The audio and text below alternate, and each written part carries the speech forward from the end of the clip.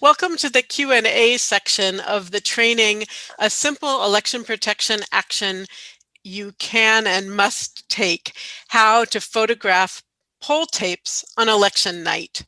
If you haven't already seen the training, you definitely want to go back and watch that before watching this video. You'll find it up here. Today, we'll answer a lot of questions. As you know from watching the training, it was quite detailed, and you likely have a lot of questions. I bet your question was asked by someone who attended the training live. If it wasn't, go ahead and leave it in the comments below, and we'll try to get back to you with an answer. If we haven't met yet, I'm Emily Levy, founder and director of Scrutineers.org, which is an online community dedicated to protecting the voters and protecting the votes.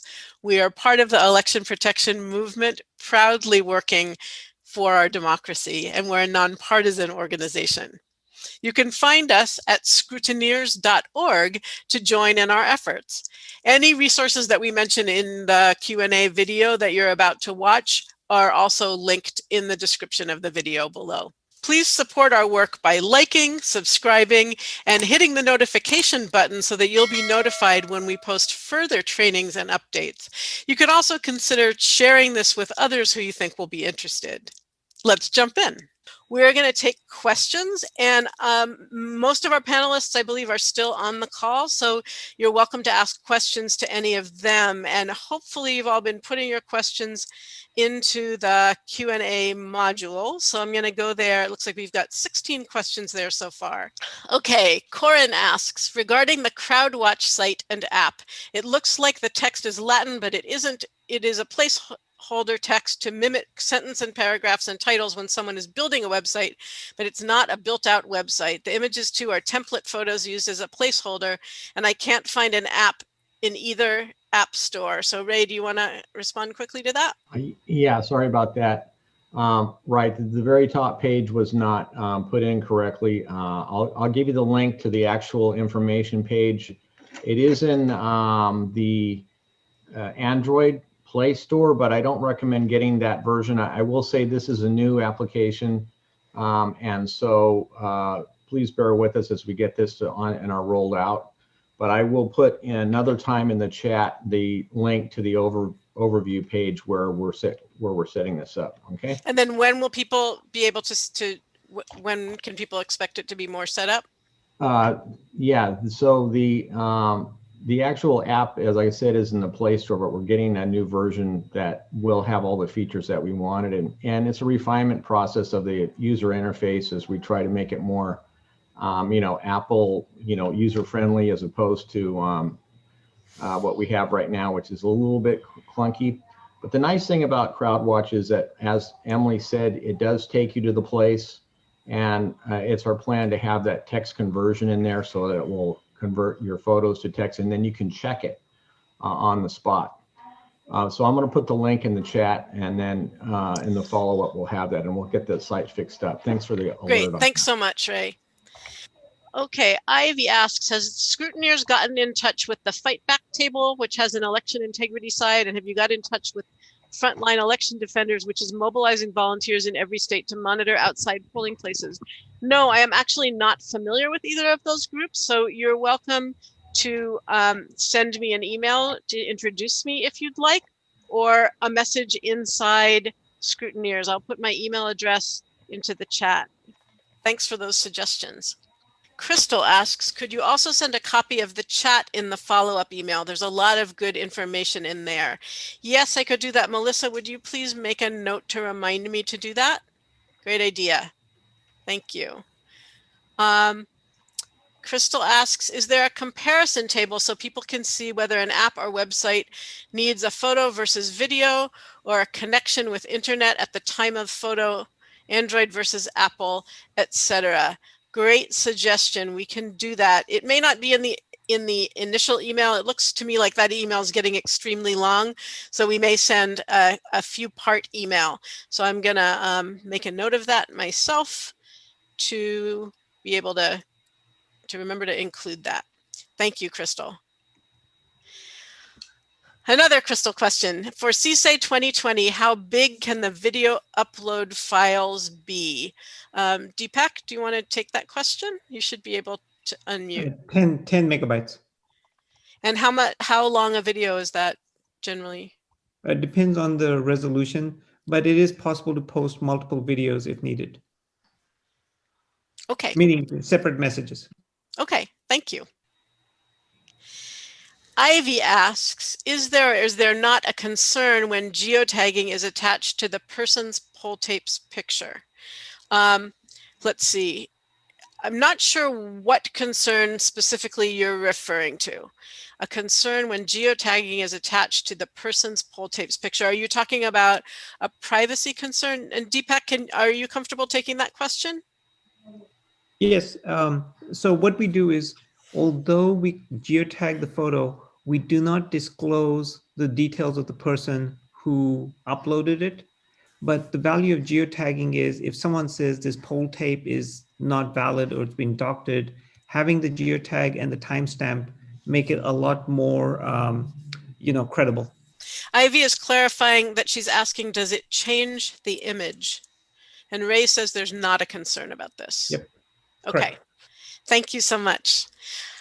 Let's see, Alyssa, it looks like, okay, Leslie asks, do you recommend that we upload in real time if not using actual vote, or can we do it once we get home? I envision going to many districts. So Michelle, could you take that question? Yes, I'm sorry. Do you want me to ask again? Yeah, please. So do you recommend that folks upload their photos in real time if they're not using the actual vote app, or can they do it once they get home? She wants to go to many different polling places. Oh yeah, no, we're gonna have our volunteers turn on their location before they take the photo, which will get the geotagging from the location. And then when they upload it through our uploader, we have a back end location recognition. So it will take the location of where the photo was taken, not where it was uploaded. So they can definitely do it in peace and quiet and in the warmth after the election, even the next day. So there's no rush to do it the night of the election. Thank you so much. Yeah. Another question from Ivy. Have these groups reached out to the media? In particular, Brad Friedman of the Broadcast would be very supportive and a national audience. I was actually interviewed on that show on Monday of this week on Brad's show. So each of our groups independently is getting various media coverage, and more is almost always good. So if you have connections with the media, I would encourage you to connect to any of our groups. And again, if you join Scrutineers, you can send a private message to any of the panelists here if you've got a media connection for them, or reach out through their websites. Thank you. Let's see, this question about the chat being saved has already been answered. Miriam Scott says, I'm in Chicago. Maybe you've connected with Dr. Laura Chamberlain, who's a Scrutineers member who is on the call today. Matthew asks, how is Scrutineers fighting against foreign interference and hacking? Basically, what our work is about strengthening the systems that are used for our elections to keep out hacking wherever it happens. We're not focused specifically on kind of the origins of interference with the election, but making the elections as secure as they can possibly be. Jan asks, repeated from her chat question, what about using the panoramic photo feature to glue together the many segments of a poll tape? Let's see, Michelle, do you want to take that one? Yeah, thanks. Good question. I can't speak for the other groups, but for our app, for our uploader, you can just upload what you've taken. Just make sure it's good quality, clear. That's the most important thing. If you have some overlap on the poll tapes, don't worry about it. We'll take care of that on our end. Okay, great. And I know that I've heard folks from Democracy Counts say that the panoramic feature, photo feature doesn't work well vertically. So if you're thinking about using that instead of a video, doesn't really work. So Emily, can I take a little bit of that question too? So we're asking our volunteers to overlap their photos just slightly so that we have something that we're using that is going to automatically link all those together for us. And so that overlap helps the program that we're using to line those up. So we want a little bit of overlap. That way we can tell it's the same tape and what order the pictures. Really important point. And something else that hasn't come up that I think is important to mention is that I've done this a bunch, this photographing poll tapes, and it's way easier if you have another person with you who can hold a flashlight, because it's nighttime, it's dark, and it's very hard to hold the flashlight and hold the poll tapes. And in some cases, there have been situations where people have gone to photograph poll tapes, and the poll tapes have actually been kind of folded over on themselves, and then just the whole folded mass of them taped onto the door or window. And if that's the case, taking a picture of that is really not going to help. What you need to do is untape it, stretch it out, lay it down on the ground, and put your foot on it to keep it from blowing away or something. Take the photos and then put it back. So Tom Myers asks, who is sanctioned to check if the voting machine software is actually working properly? That is a very complex question that's kind of beyond what we want to, what we're covering today. Do any of our panelists want to make a quick answer to that? Okay. Lynn, Ray, go ahead. And then Lynn, if you want to add, you can. I'm sorry. Yeah, actually that's normally done by the state. The secretaries of state usually has to certify these machines according to their rules. It's at a state function, even though the federal government does provide a set of voluntary guidelines. It's just the way that our system works, that the states have that responsibility. And normally they have to go through a certification process where they check all the code and so forth. But it is a good point here to say that if those machines are hacked and they turn out a tape which has those hacked results, then of course this check of the poll tape to the final results is not going to show anything. Such an important point. Lynn, do you want to add to that? Yeah, so I was just going to say that for the most part, what happens in those machines is a black box, and we can't know that. So really the closest thing we can get to the cash register, so to speak, is this poll tape. And so one of the things that you can do in most states, you're allowed to do it in North Carolina, is go and watch the testing of these machines right before the election. We're working to get more access to that, but they do test these machines beforehand. That's no guarantee that they're not going to be hacked later, but it will give you an understanding, a little bit better of an understanding of what the machines actually do and how they're testing those. Great point. And those sorts of monitoring activities, like watching the testing process, are one of the things that we're encouraging people in Scrutineers to do. And we're partnering with a couple of different groups that have manuals about how to do that. And one is already posted in Scrutineers, and one should be posted later today to help you learn what there is to monitor, how to get permission to do it, and that sort of thing. Hugely important for those of you willing to do more after election night, and actually even potentially before November 3rd. Thank you. One more thing on that, Emily, is that there's one more opportunity that is just kind of new, which is the ballot images, which these machines do tend to make. We're just needing to get those. And now we have a new machine called Audit Engine that can help us review all the ballot images. Just wanted to get that in there. Thank you. So if people want to know what that's about, we've got training about it and a group focused on it in Scrutineers, or you can reach out to Ray through his website, which Ray, you can post the link to your site in the chat if you'd like. Okay. A good comment in the chat that I wanted to feature for anyone who didn't see it, from Jed, saying if you don't have someone to go with you and hold a flashlight, you could go to a hardware store and get a headlamp. That's a great option. Okay, so Mark asks, what time should we plan to be present to be there when polls close? Do they close and post these at a specific time, or is it just whenever the last person in line finished voting? Great question. So in a typical election, what will happen is the polls will close a few minutes after, when the polls let me start that over. At the time the polls are scheduled to close, legally, anybody who is already in line at that time has to be allowed to vote. So in a case where where there are long lines, which there will be in many, many, many places this year, the actual voting will not end, may not end until hours after the close of polls. Then when the polls close, there's a series of steps that the poll workers and the supervisor or inspector who's in charge of all those poll workers have to do to close out the election, one of which is printing out the poll tapes and posting them. So how long that's going to take is going to vary a lot. In some places you may, and hopefully this will be part of what's posted at validatethevoteusa.org, you may actually be able to come into the polling place right before it closes and observe those closing procedures and be there right when the poll tape is posted. Otherwise, if it's easy for you to do, you could go by shortly before close, see how long the line is, and it will give you an idea. Hopefully the poll tapes, once they're posted, will stay there the rest of the night and even for a day or two after that.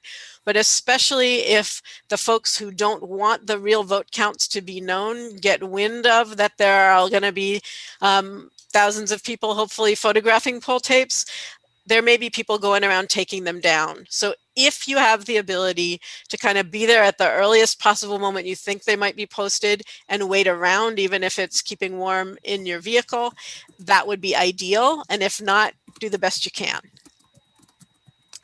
Okay, so let's see. Next question. Muriel asks, mobile phones have only so much memory. At what point in the evening should we start deleting the photos we've already sent via the app?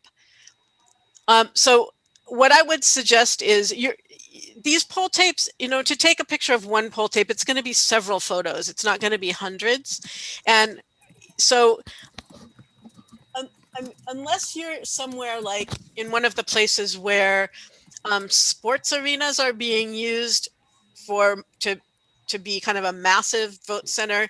And I don't even know if poll tapes will be posted in those places, but if there was a situation like that, where you're going somewhere where you think you might be doing dozens and dozens of voting machines worth of poll tapes, my suggestion would be upload your photos to your computer or save them on an external drive before you go out, so you have all of your phone memory to work with.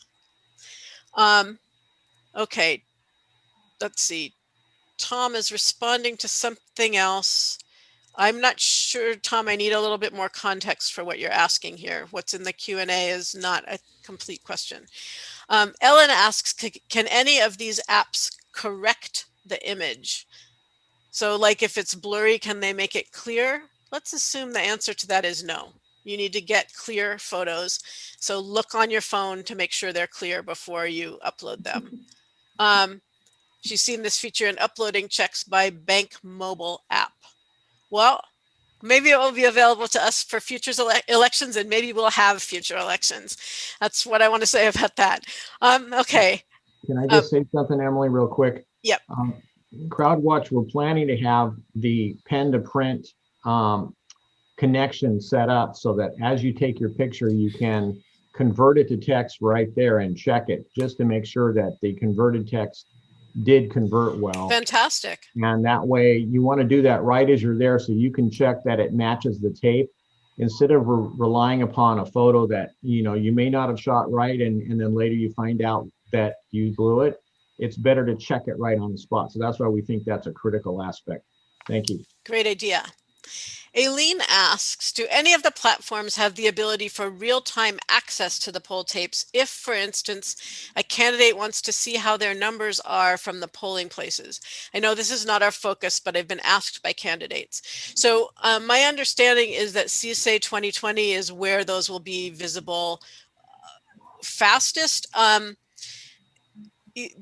Well, actually, Democracy Counts, you're going to have them posted pretty quickly on your website as well. Correct? Thumbs up?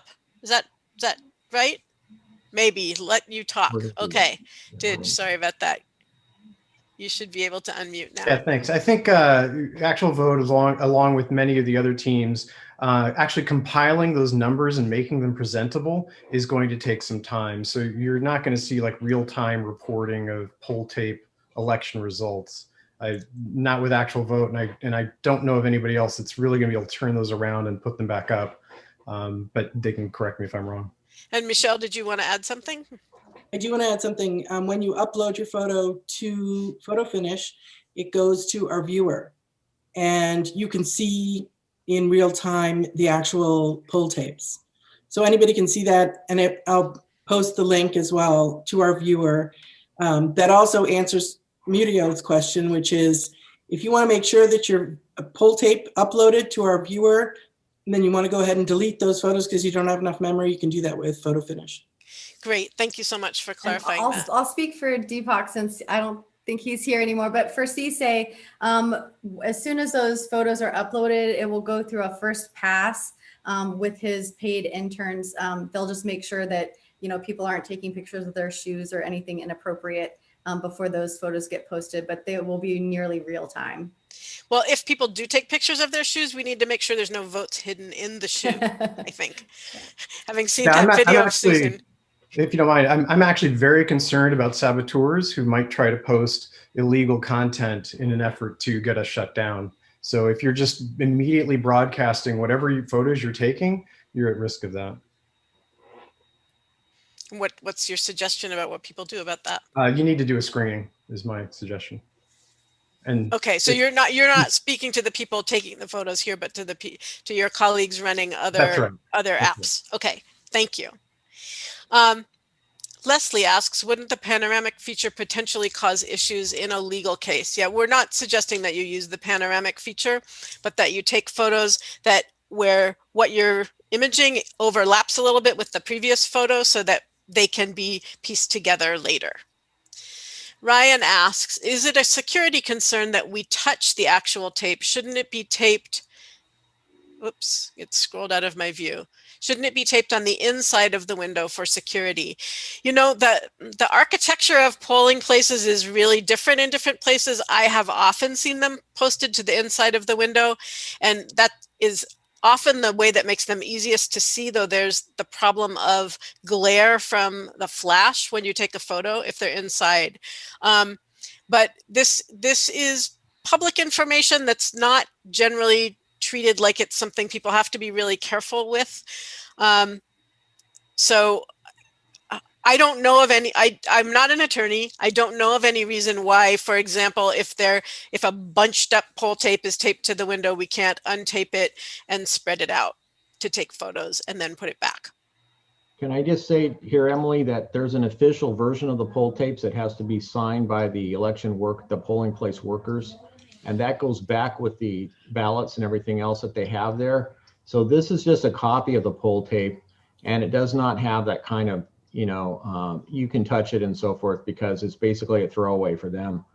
And also one more item here is that in terms of making official enough photos that can be used in court, realize that these are just the first step. Like once we find something and we say, gee, we think we found something, it doesn't matter how crappy it is that we have, we can use that as evidence in order to do a discovery process and get a case started. And that's really the most important part about this, because all these other aspects like the ballot images that we want to actually get at rely upon this poll tapes project in order to get past that first legal step. Thank you.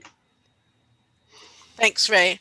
Catherine asks, if early voting results are included, why are mail-in ballots not included in the precinct poll tape counts, and who counts them and how? So why they're not included, and I'm going to start this off and then see which of our other panelists would like to jump in on this question about votes that are not cast at a polling place. So the poll tapes are, remember, they're per voting machine or per machine that's tabulating votes. And so the mail-in ballots generally come to, unless they're delivered in person to the polling place, they come to the central location for your county or whatever your jurisdiction is.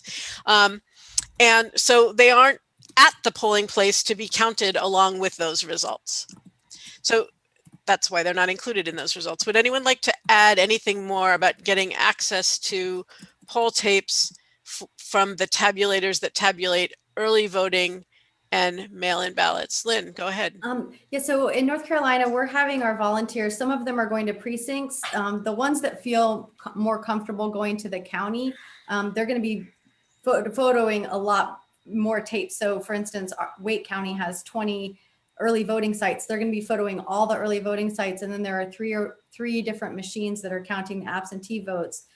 Depending on the type of equipment your county has, there may be paper tapes available if depending on the machine, but even if there aren't paper tapes available, there are paper reports.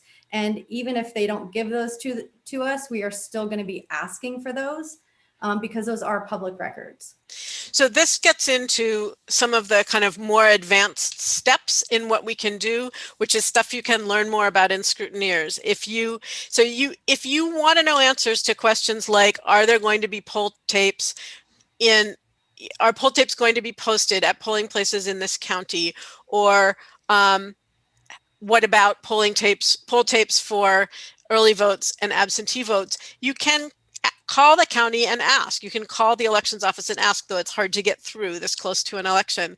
We do have some training, a short training in Scrutineers about working with your election officials. We really want to encourage people to be cordial and respectful when talking to these generally dedicated, overworked, and this year election officials have demands on them that are so far beyond what anyone can meet elegantly that it is really not funny. So please be kind and thoughtful and respectful if you do call, and make sure that you've done your homework first and gotten any information that's available online before calling and asking somebody to take their time to answer something you could have looked up for yourself. Let's see, echo an earlier question about recommended activities for those of us who are not in swing or problematic areas. So in Scrutineers, we have a number of different projects that you can be involved in, many of which you can be involved in remotely. I do want to say we want poll tape photos from everywhere we can get them, not just in problematic areas. If the vote counts are not accurate where you live, don't you want to know about it? If votes are being taken away from voters, like the 40% of voters in an African-American district whose votes disappeared in the study that Benny did, who presented at the beginning of the call. So, and if you want to be involved in the poll tapes project in somewhere other than where you live, you can volunteer to be part of the analysis team. Donna asks, as a past poll worker, I know that it's important to ensure that the machines are zeroed out in the morning before the polls open and begin tallying votes. Will this also be photographed in the photo finish project? So I'm going to let Michelle answer that, but before I do, I want to explain what that question means. So there have actually been cases in the past where it was discovered that when voting started on election morning, there were already votes in the voting machines. These are not votes that are cast on the same machines for early voting and should have been there. They're votes that there's no reason that they should have already been on the machines. So one of the first steps that the lead poll worker or poll inspector does at the beginning of the day is run what's called a zero tape that is supposed to indicate that at the beginning of voting, there are not any votes on the machine. Okay, Michelle, and you want to take it from there? Let's see if I think it looks like I need to ask you to unmute. The only thing I can say to that is we had a number of people photograph the zero tapes because the precincts posted the zero tapes. And, we will be doing volunteer trainings in the coming week before the election night. And that's one of the things that we'll cover is that people should, and this goes to another question as well, people should take pictures of everything that's posted. And we had a situation in a couple of precincts where one poll tape was posted and the other one was rolled up and in a plastic bag. And our photographer was not sure that they were able to legally touch it. And so they didn't photograph the second tape. And in this case, we would say to people, you should take it out and photograph that second tape because we need both tapes together to get the total to compare. Otherwise, it's kind of a useless exercise in that regard. Thank you. So Jennifer Cohn added to my previous comment that down ballot races, meaning the races that aren't at the top of the ballot like president and Senate, are more important than people realize. State lawmakers and judges will vote on the new maps that will decide whether gerrymandering continues as opposed to fair maps. This determines to a large extent the control of the House of Representatives. So we need to examine state races, even in non-swing states, in my opinion. And I want to add that in the Black Lives Matter movement, those of us who weren't already aware of it became a lot more aware of how much it matters who is in the elected law enforcement positions in a county. So all races matter, and we want photographs of poll tapes everywhere we can get them. Jennifer also has in the Q&A, a VVPAT is the abbreviation for Voter Verifiable Paper Audit Trail. They're not considered reliable because studies have long shown, let me say what they are first. Let's see. So that is on some of the touchscreen voting machines where you touch the actual computer screen to vote. This VVPAT is paper that supposedly shows how you voted, that you can see but you can't have. It also kind of looks like a cash register tape, but it's a totally different thing. Okay, so she says they're not considered reliable because studies have long shown that most voters never look at them, and they're fragile and difficult to use in an audit. In general, scanners are better if they are used to count hand-marked paper ballots rather than machine-marked paper records marked for the voters, which again, most voters never review. There is a lot of background needed to understand what you're saying here, Jenny. But we need poll tape reviews, even for jurisdictions that use hand-marked paper ballots counted on scanners, because almost no jurisdictions conduct meaningful manual audits. And if they require manual recounts at all, it is only possible when the margin of victory is less than 0.5%, though that varies by state. Poll tapes, I'm adding that varies by state part. Poll tapes are the only valuable avenue to try to somewhat verify at least a portion of the tallying process. So there's a lot of information in there about different kinds of voting machines. If you'd like to understand more about that, in Scrutineers, we have an introductory training to help you understand the difference between different kinds of voting machines and what some of the main vulnerabilities are for each one. So once you join, you'll be able to access the recording of that training. Thank you, Jenny. Leslie asks, wait, did I miss some, or are they just not going away? Let's see. Is there good security on the data analysis software? How do you manage this when work is crowdsourced? Would one of the panelists like to take that question? Let's see, Michelle. Thank you. It is a good question. And I wanted to say that PhotoFinish has a proprietary system that does preliminary analysis, and we are not crowdsourcing that. We are paying for that for this reason and a few other legal reasons. Also, we review all of the analyst reports before those are put on our public website.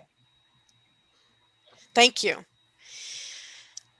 Okay, Leslie, a different Leslie asks, to volunteer my data analyst chops, what would be the best org to work with? Not sure what you're looking for in help from analysts. So we talked about that some of it is simply matching the numbers on the poll tapes to the numbers announced by the county. Which of your groups are doing other kinds of analysis that could use a volunteer who has data analysis chops? Well, on this, there is another thing being done by verified voting that's pretty interesting in terms of an open source analysis tool. We have the need for additional kind of techie or kind of experienced people with doing analysis on the ballot image, the audit engine project, because that's a little bit higher end. This one is pretty simple. We just want to compare the counts and try to find a difference. They should be exactly the same. They should be exactly the same. There should be no difference from these poll tapes to what the final report is for that precinct and for that type, that is election day. So it has to be broken down. The report has to be broken down that much. Getting those reports from the county is sometimes a little bit of a struggle in knowing what the report needs to be. And that's an area where people can be of use, I think, is trying to get all those reports brought in at the right format. Thank you. So Susan Pinchon, I'm sorry, your video is out of my view and I couldn't see that you were trying to get my attention. So go ahead, and then Didge, I understand that you have something you want to add to a previous question. So first Susan, then Didge, then we'll return to another question.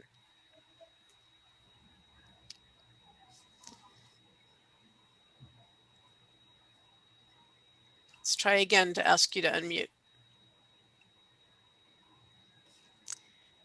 There you go. There. Hi, thank you. Yeah, it wasn't letting me for a minute there. Two quick things. One, there is a myth about the zero tapes being posted. A zero tape is supposed to be connected to the results tape. If you rip the zero tape off, you've completely destroyed the purpose of the zero tape, which is to show there were no shenanigans between the zero tape and the results tape. If you rip it off, now you have no way to know that. So when say if you rip it off, you're not talking about the volunteers who are taking photos, but if the poll workers rip it off. Yes, thank you for making that clear, Emily. Yes, the universal use, sorry, if the poll workers should sign the zero tape in the morning and roll it back up in the machine. Now, I suppose if they wanted to print one out, post it, and then do another one that they rolled in the machine. But in Broward County, Florida, they do one copy of the poll tape and they rip it off, and it is election theater. It does not mean anything. That was one quick thing. Secondly, I just have to, in one or two sentences, introduce Jennifer Tanner, because I didn't mention her, and she's the inspiration behind validatethevoteusa.org, and she's doing great work, as are so many of you on this call. Great work. So thanks to everybody. But I did want to make that introduction, and thank you, Emily, for doing Thank you, and thank you for your work, Jennifer. Didge, you're on. Yeah, so I just wanted to add to the question of data analysts. I know Smart Elections, from having talked with them, that they're looking to build a team of data people that can help groups analyze their data.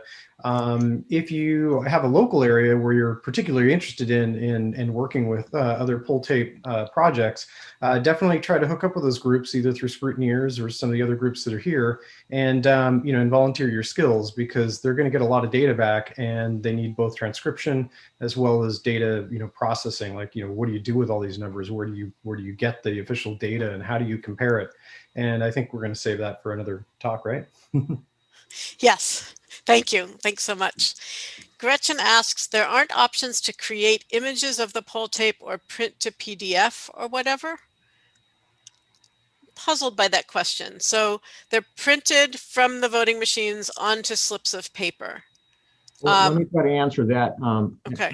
because there is another form of these poll tapes, which we're calling digital poll tapes, which we can access from many of the counties later. And we can actually get all of the poll tapes that they claim are the ones that were originally from the polls. So that word claim in there is a big issue, as were they really the ones? Because the digital poll tapes are made by the election system, and those could be the numbers that are already fudged.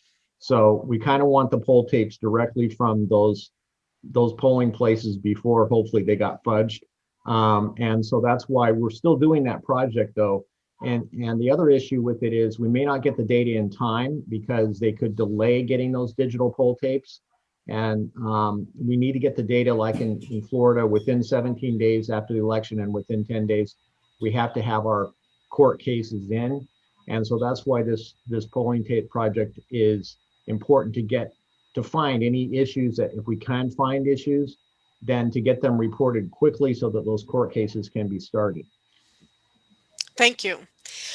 So Mark talks about, in a lot of places, I suspect we could go into the county or municipal offices and take photos of all the poll tapes in one place, saving tons of effort of people buzzing around to individual precincts, of which there are tens of thousands or more. Yes, that is true that we could potentially do that, but we've got a chain of custody issue here. If we show up at the county office and say, can we take pictures of all your poll tapes? We have no way of knowing whether those are the real original poll tapes. So it really is safer to get them as close as possible to when they were created, which is generally outside the polling place. And if I can add, because I've done that, I've actually gone in, and that is one opportunity. If you want to try it, go ahead. And what they'll have is a whole rack of shelves filled with envelopes with poll tapes in them. It's still a lot of work to do it. Don't get me wrong. You still have to take them out and scan them somehow. and then do a sample of them. If you do that, the problem is the timing, because getting in there and doing that, they're going to delay you until after the gate is closed on getting anything done. And that's why we have to go out early and get these early. So I encourage you to do that. It's a very interesting project to do, but as again, just get a sample of them. You don't have to do them all. Do a random sample and see how it looks. Yeah, I wanted to Thanks, add on Ray. to that because we just did a project like that in Florida, and it was very interesting. You really want to be organized and be prepared. They may charge you fees for services to do that. It's not necessarily going to be free. The other thing, we did about 500 poll tapes in a few hours. We set up a contraption with a phone, or actually a set of phones, and we just ripped through a whole bunch using actual vote. It was really, really cool. But we revealed actually quite a few process errors in doing that, where they had mishandled tapes. And you know, this is a growing story. Thank you so much. So we've gotten to the bottom of the questions that are in the Q&A window. I know that there have been other questions in the chat. I can't go through all the messages in the chat in order to excuse me, to answer questions there. So this is last call for adding questions to the Q&A section. Let's see, I've got a comment from Jennifer Cohn. I just want to emphasize again that only 3 states, Rhode Island, Colorado, and Virginia, passed laws requiring manual election audits deemed meaningful enough to detect hacking, and even those states will only look at 1 or 2 races, which is scandalous. Again, manual counts are an extreme rarity, typically required only if the margin of victory is less than 0.5%.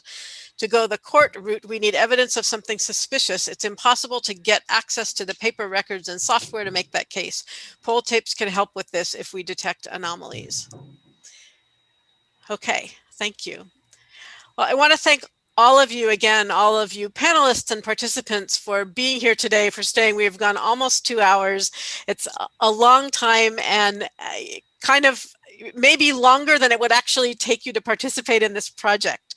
So again, it would be absolutely fantastic if you would invite your friends to do this with you, invite friends who live in other cities and towns and states to do this work where they are, and you can share either this video with them when you get a link to it, or the link to Scrutineers where they can find out more, or any of the information that we send you in the follow-up email. So I'm hoping to get that email out to you today. It will be tomorrow at the latest, and my guess is it will be a series of at least 2 emails because it's really a lot of information that we promised to give you.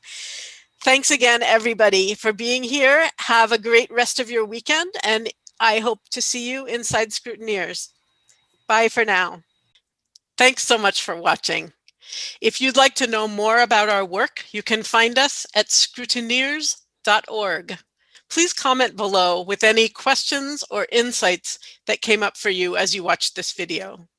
If you're a poll worker, we have another training that's an election protection training specifically for poll workers. Your role is so important in the election. As a poll worker, you will have unique access to parts of the election that most people never see. And that means it's so important for you to understand your role in helping make sure that everyone who's qualified to vote gets to vote and that the votes are counted accurately. So this training is about things that will help you know how to do that. You can find the poll worker training here. You can learn more about Scrutineers here. Until next time, thanks for watching, and let's protect the elections because they are not going to protect themselves.